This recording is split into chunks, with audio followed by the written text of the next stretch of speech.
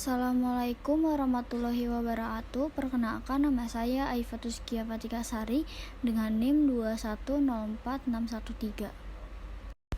Ketika kita membahas mengenai sejarah hak asasi manusia, hak asasi manusia ini adalah hak-hak yang dimiliki oleh manusia yang semata-mata karena mereka ini manusia, dan memilikinya ini bukan karena diberikan oleh masyarakat atau berdasarkan hukum positif, melainkan semata-mata berdasarkan martabatnya sebagai manusia.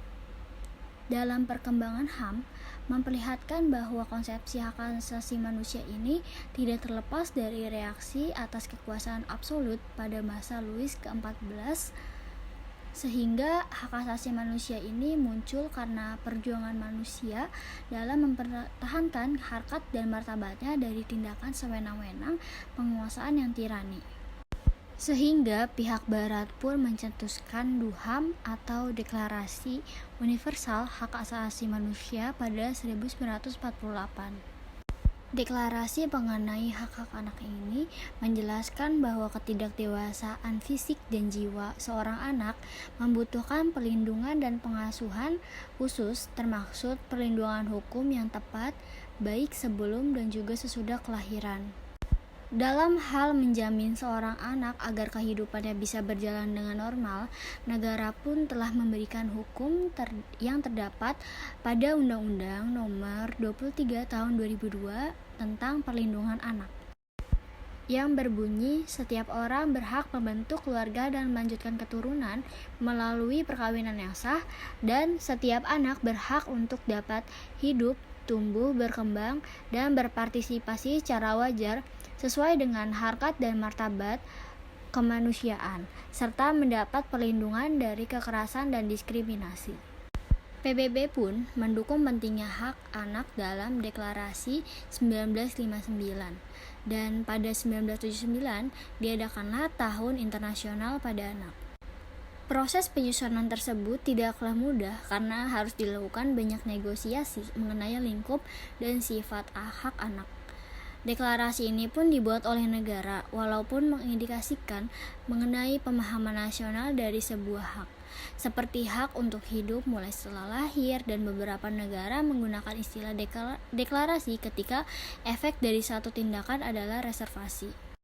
Menurut pandangan komite bahwa setiap negara ini membutuhkan institusi hak asasi manusia yang independen dengan tanggung jawab untuk memajukan dan melindungi hak anak.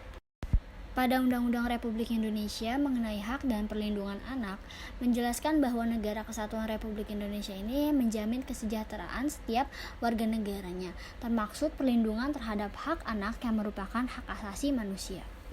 Pada pasal 1 Undang-Undang Nomor 23 Tahun 2002 menjelaskan bahwa hak anak adalah bagian dari hak asasi manusia yang wajib dijamin, dilindungi, dan dipenuhi oleh orang tua, keluarga, masyarakat, pemerintah, dan negara.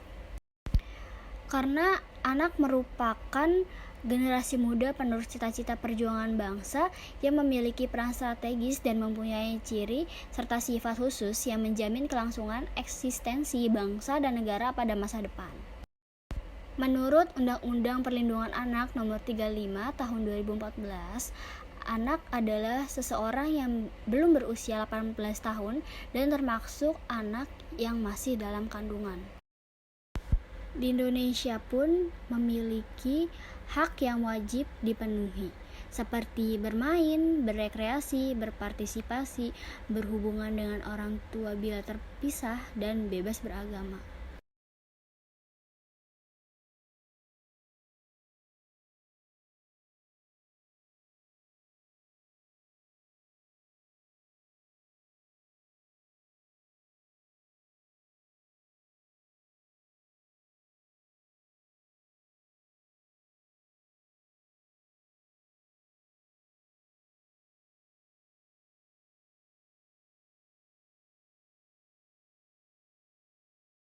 Dan terdapat hak untuk mendapatkan perlindungan kepada anak, seperti anak dalam situasi darurat, anak yang menjadi korban pornografi, anak dari kelompok minoritas dan terisolasi, dan anak yang dieksploitasi secara ekonomi atau seksual.